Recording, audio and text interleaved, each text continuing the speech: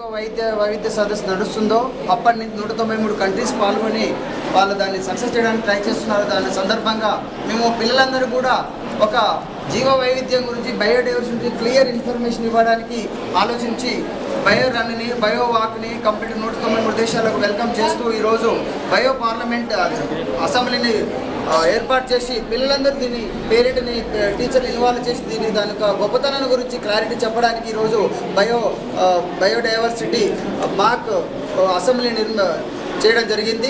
దాని సందర్భంగా ప్రతి పిల్లలు కూడా ఈరోజు స్వతహాగా వాళ్ళు ఎలా ఫీల్ అవుతున్నారు, అసలు రాబోయే కాలంలో బయోడైవర్సిటీ ఏం చేయాలి, వాళ్ళు ఎలా ఇప్పుడు గవర్నమెంట్ ఎలా ఉంది, ఇప్పుడు ఏం చేస్తున్నారు, ఉన్న విషయాలు ఏంటి అనే విషయం మీద క్లారిటీగా తీసుకోవడానికి మేము డిస్కస్ చేశాము. చాలా హ్యాపీగా ఉంది ఈరోజు బయోడైవర్సిటీ గురించి పిల్లలు ఒక మాక్ అసెంబ్లీ నిర్వహించడం అనేది మేము చాలా సంతోషపడుతున్నాము.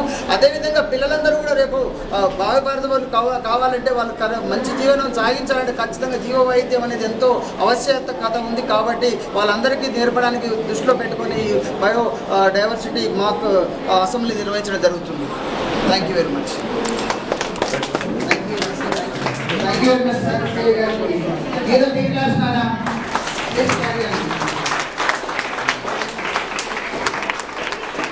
Please SIT down, take the place.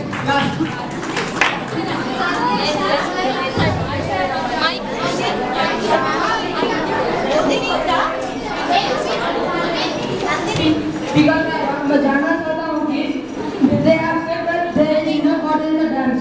Then why is the power cut is going on? Irrigation minister समाधान से कौन सी I am not irrigation minister. It's not the issue here, Amit Khan garu, but మేము explanation ఇవ్వగలుగుతాము. ఇది partial main అంటే మనకి water problem ఉంది, కానీ మేము అమలుపరిచిన స్కీమ్స్ అవన్నీ ఇరిగేషన్ ఫెసిలిటీస్ వల్ల కానీ మనకి ఎటువంటి ప్రాబ్లం లేదు. మేము రైన్ వాటర్ని స్టోర్ చేస్తున్నామండి.